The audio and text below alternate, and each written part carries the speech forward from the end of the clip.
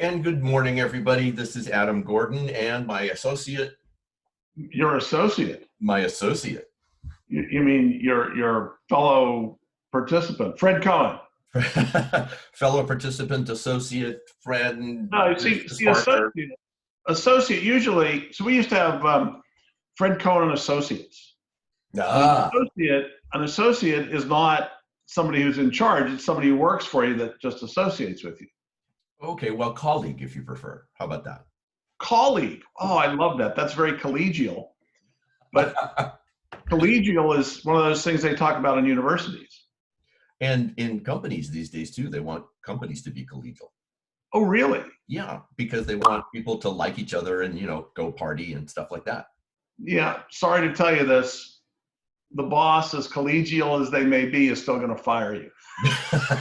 Sorry, Yeah, however collegial your business may be, I mean, there's a bottom line, right?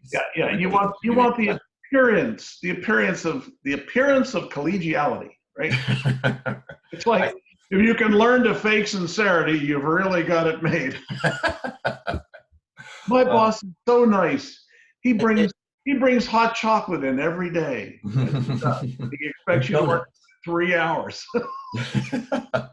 No more pay. Okay. And, so that, of course, brings us to the whole conversation about culture in companies these days, which is a big thing that people are talking about. And I always wonder, how you do things like measure that. Oh, that's easy. So actually, we're just talking to a company that has the ability to measure fluids. So you just put the fluid in, and you see how much of what diseases are in it, and that's what not fluid. I'm sorry, company culture, not like a biological culture. It's exactly biological. It's about people, right? Yes, but a company culture is not entirely biological. Well, you mean it's mimetical? No. Like the culture inside a company. No, mimetical. What's that? Not medical, mimetical. M-E-M-E. Mimetical. Mimetical. Yes. Okay. Yeah. Okay.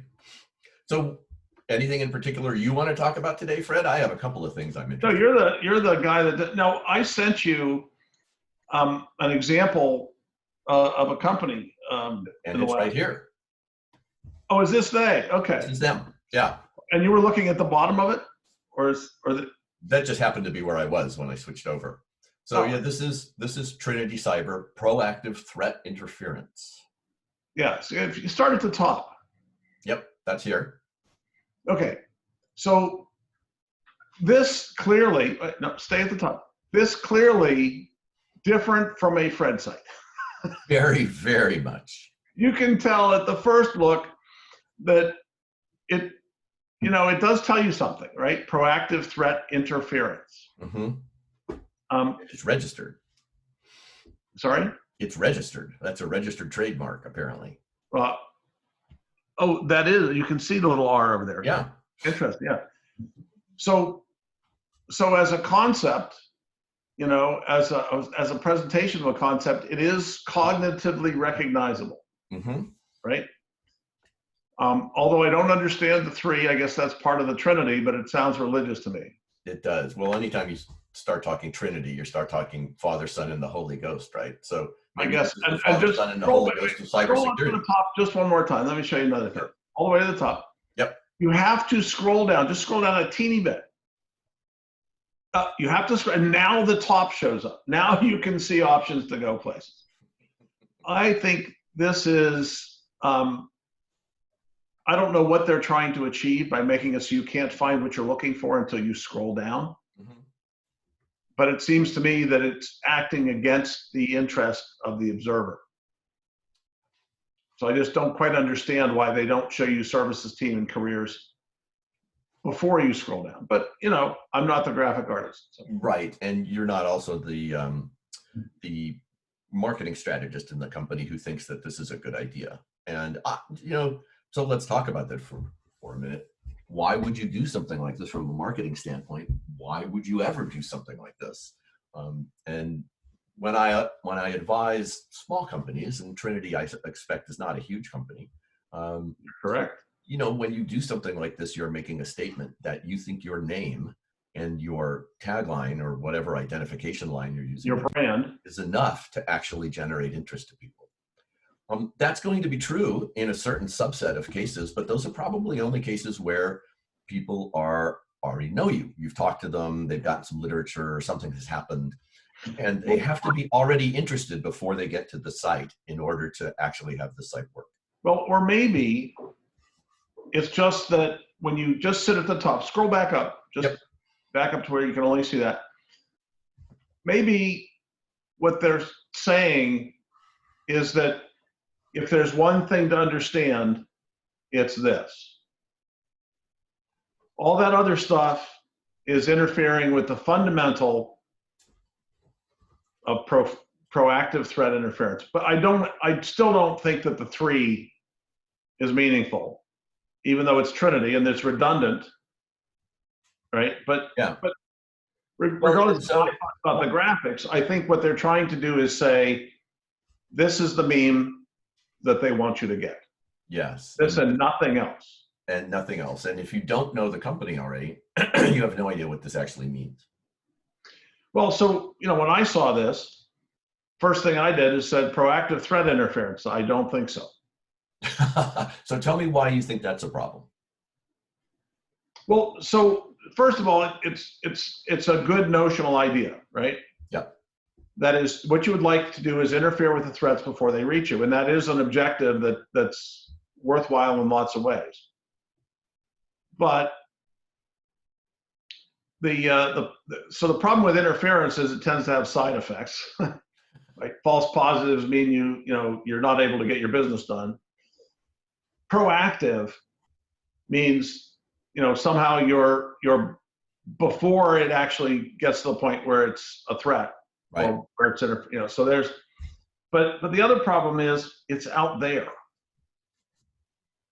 So if you're going to interfere with the actions of third parties outside of the control of your own domain, then this is an escalation of potentially illegal acts. Mm. Well, so that doesn't mean there's no way to do it. As a concept, it's still a good idea, but all of a sudden, that's when the "I don't think so" shows up. But I did continue on because I wanted to see more. So let's see what they say about that. We disrupt adversary operations, control outcomes, and reduce risk to your enterprise. Yeah. Hopefully any cybersecurity company reduces risk to your enterprise. So that's kind of a low bar. No.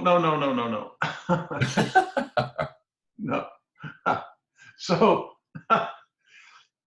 we take risks for rewards. Okay. So reducing the risk is presumably a way to make it so that we can take risks we otherwise could not take, and thereby potentially gain those rewards we would otherwise not gain. Mm-hmm. So yes, we understand. So generally they talk about risk management as, mitigation is what they're talking about with reducing. There's avoidance, mm-hmm. where you don't do things because they're risky. There's transfer, where you transfer it to the third party through insurance, for example. And then there's acceptance, where you say, I'm taking the risk for the rewards. Mm-hmm. So risk reduction presumably is about mitigation, right? So that's one of the strategies. So it's fine, but it just, in the mind of the decision maker, what are you saying to them, right? Mm-hmm. And then we disrupt adversary operations. Again, it's like out there or in here, because in here, I can do it, but out there, there's it's potentially tortious interference, right? Yeah. And then controlling outcomes is completely different, right? Completely. So what outcome is it going to control? No, it doesn't say prevent it, limit it, it says control. So that means that somehow they or I get to control outcomes. And I don't see how that happens. But okay, you know. Yeah, I'm not sure about the argument about because we operate outside your network, we can control outcomes. But so the Right. next thing I'd actually like to talk about here is what they say in the next line, which is redefining cybersecurity. Yeah, which as far as I can tell, they're not redefining anything, but we'll see. Exactly. And So by the way, we're now at like the fifth or sixth meme where we still have to, we'll see. We don't. right, exactly. So one of the things I noticed is they're piling up things where I doubt them. Yes. So my question is, when do they start alleviating that doubt? Okay. So that little line under there, we operate outside your network between you and the adversary, providing invisible security never before available to the public. Okay, that's a pretty big claim. And when you say to the public, that means what? My company's not public; it's private. So it's been available to me, but what? And invisible security. Okay, so there's a value to security, well, protection, that is transparent and automatic, which you might call invisible, right?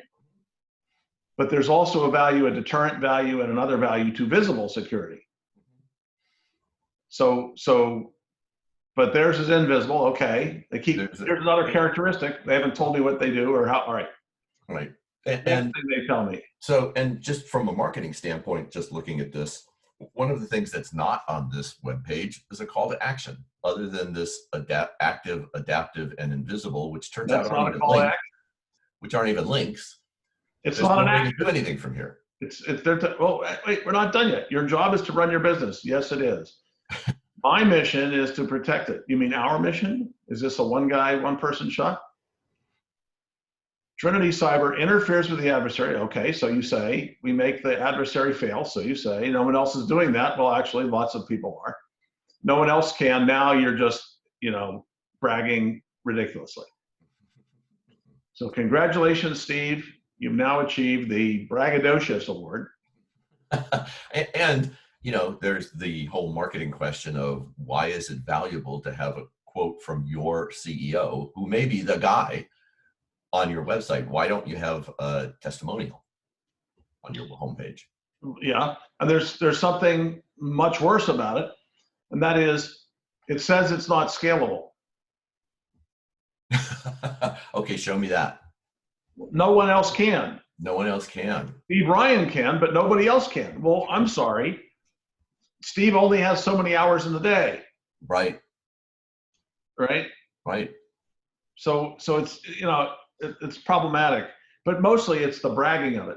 At some point, it's been brag, and nothing that says how I do any of it. So should we look at their services and see what it is they actually do? Well, wait, I just want to look at the bottom and see. They have a toll-free number. I don't know why anybody has a toll-free number anymore. Services team, careers, privacy, in the news, press, culture, benefits, openings. Okay, so fascinating. I like to look at the little selections down here and try and understand what it's about, because at the top, they don't have all these things. What's at the top? Services team and careers. So services team, careers, but privacy is not up there, and neither is any other stuff. All right, so they think that those are the important things. So I'm not interested in getting a job there, because obviously you have to work for Steve. No, so you have to move to Maryland. I'm being playful, and I don't actually know Steve, and he might be a wonderful guy. So I'm just saying. And so the team. Whoa, where did you? Right. Can I see my? There you go. Services. Let's see what their services are. Oh, right.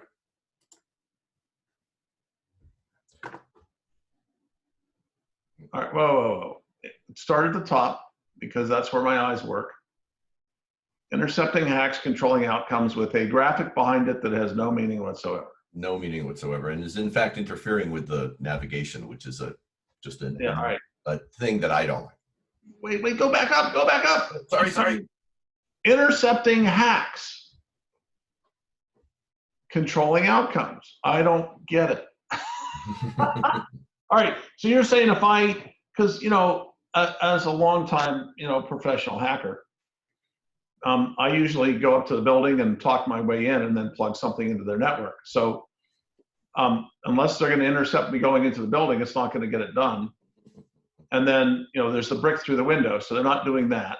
So Right. obviously they're doing something somewhere, but they, again, making claims, not telling us what or how or why. And here they are doing another thing that's one of your favorite things to complain about, Fred, is they're talking about industry best practices. Thank you for reminding me of search for it. Oh, and they have right here in the middle trademark over proactive threat interference. Okay, yes. Intercepts adversary operations. It's the same thing they said before. It doesn't say anything. Right. I've watched the video. It doesn't say anything.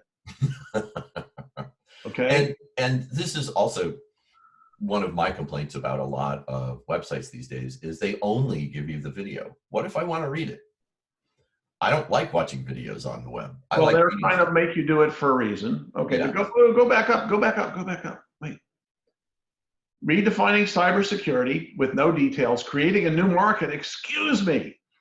If you're trying to sell me something, creating a new market means I don't want to get into it unless I'm an early adopter.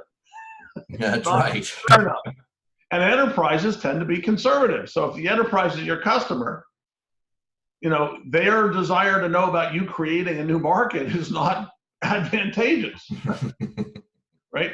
Now they say focusing on the threat, not the endpoints. Okay. Multi-protocol bidirectional. Oh, it's something at the protocol layer of the internet or something, right? Right. And it goes both ways. Yeah. Customized, automated, adversary-focused actions. So I think what they're doing here is sending in reset packets to TCP sessions that they've detected that they believe to be unauthorized. And I always wonder, and you and I have talked about this before as well, invisible as a cybersecurity adjective, I'm not sure. Do I want my security to be invisible? Do I want to not know what's happening? All right. Invisibility is a questionable asset here. I think there are advantages, and we have, like, the invisible router was one of the products that we have, for example, and so there's value in it in certain circumstances. It's a deception operation, and there are uses for deception in cybersecurity. Patent pending recursive full session scan engine. What? I'm sorry. Now I'm really confused because you're scanning something. If you're going to scan something that's not invisible, you're sending datagrams around. Okay. A detective and truly preventive control independent of ever-changing enterprise configurations.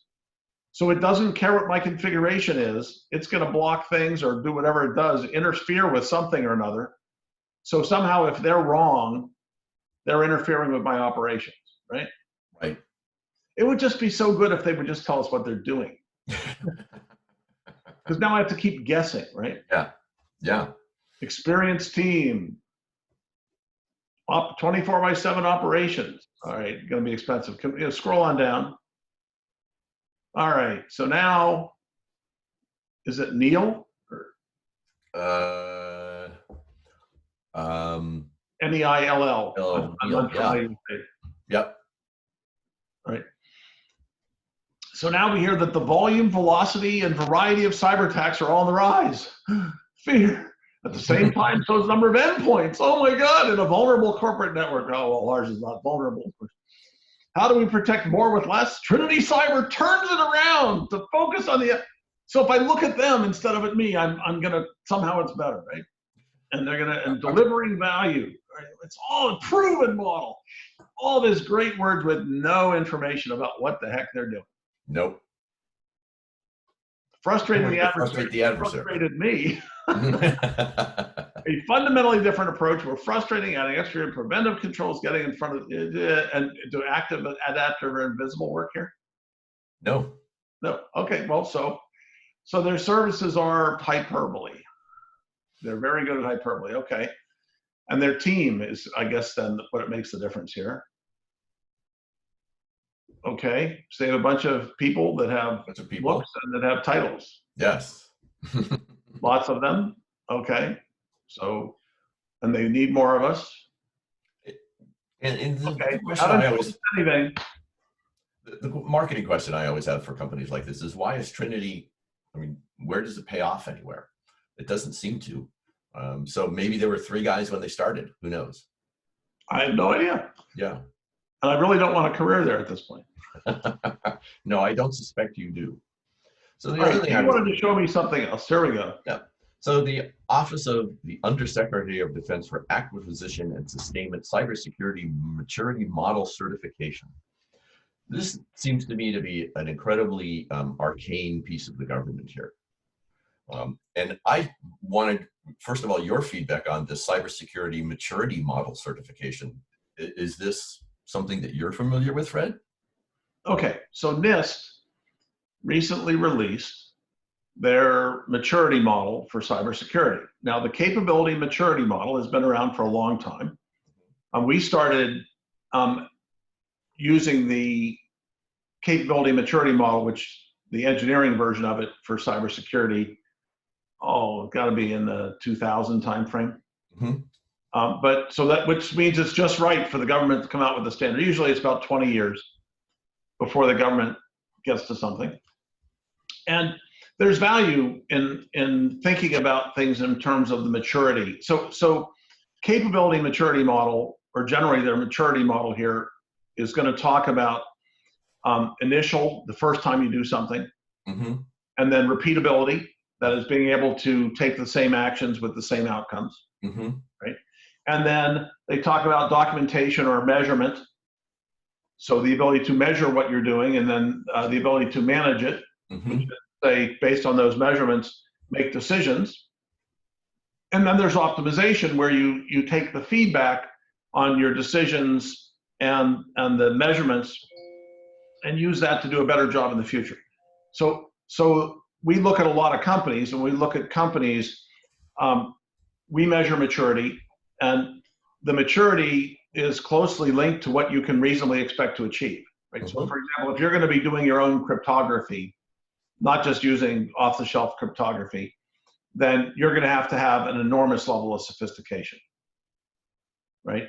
If you're going to be doing real-time analytics for large networks, you're going to need high maturity, and so forth. And so it runs throughout everything. If you have a mature organization, then you're going to have the ability to understand what's a sensible thing to do, and as a general rule, do those sensible things and understand the implications and measure what you're doing and adapt over time. And so there's a lot of value in it. Now, that the certification, I haven't looked into the particulars of this certification yet, but so the government is in this case certainly trying to help, right? Yeah. So let me ask you a question about this. If we had a client that was looking at doing government work, would we suggest a CMMC for them?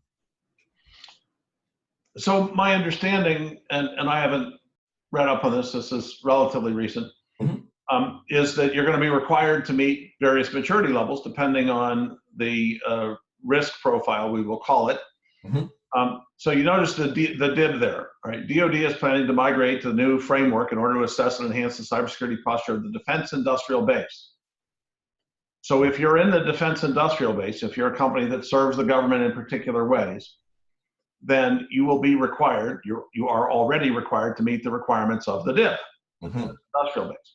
So there, historically, that's a set of rules essentially that you have to follow, and very explicit things. Here's configuration standards for your computer, right? You have to have these settings set this way, depending on the classification level and the need to know requirements and the other requirements.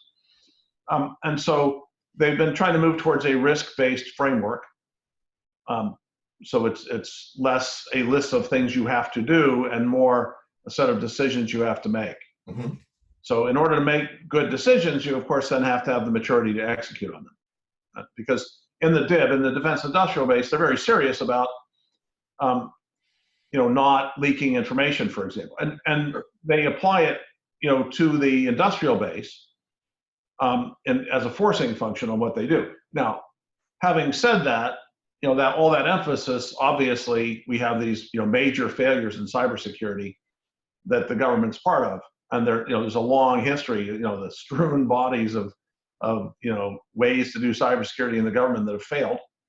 But they're trying, and they're trying sincerely, and they do have some very strong methodologies that they use when the consequences are sufficiently high. Mm-hmm. And at the end of the day, there is a trade-off. So you can click on any of these things, and they'll drill down. SP 800 171, right? The whole SP 800 series is 853 is very, very well known, right? Mm-hmm. So these are called control standards. They identify the controls you should have in place. Mm-hmm. So SP 800 171, 853, 27001, and so forth. These are all very well-known standards that have been used. So they're trying to unify it, Mm-hmm. which is a good thing, right? Because when you have 40 different standards and you're trying to meet them all, it ends up enormously and unnecessarily complex. Yeah, and cybersecurity, as we know, is plenty complex without any additional complexity layered on. Oh, why not? They should not. Why not make it more complex? Yeah. So notice here under 9, it implements multiple levels of cybersecurity, right? So that what they're trying to do here is define a set of levels, and hopefully, if you do this well, you match the surety to the consequence, right? Mm-hmm. Or to the risk, depending on how you define those things. So the maturity institutionalization, you can see there, of mm-hmm. the practices and processes, right? Yeah. So it's about, cybersecurity is something you do, it's not something you buy. So it's an active mechanism. I wrote an article on this a little while ago called The Cybersecurity Brain that starts mm-hmm. to talk about it. But yeah, it is a sensible thing, especially at substantial scale. Yeah. So yeah, I mean, it's a good thing. Yeah. Okay. And with that, I think we've burned out our time for the day. It's another half hour with Adam and Fred. Thanks, folks, for listening to our podcast. This is Oya Security Growth, or Oya Security Growth, where we help grow cybersecurity companies, if my mouth is working this morning. I'm Adam Gordon, and my colleague is... Oh, I'm Fred Cohen. And just a note before you close out here, when you talk about a growth, I'm not sure if you don't want to cut out a growth. Saying, Thank you, Fred. It's work on our marketing. All right. All right. And thanks for all of our listeners.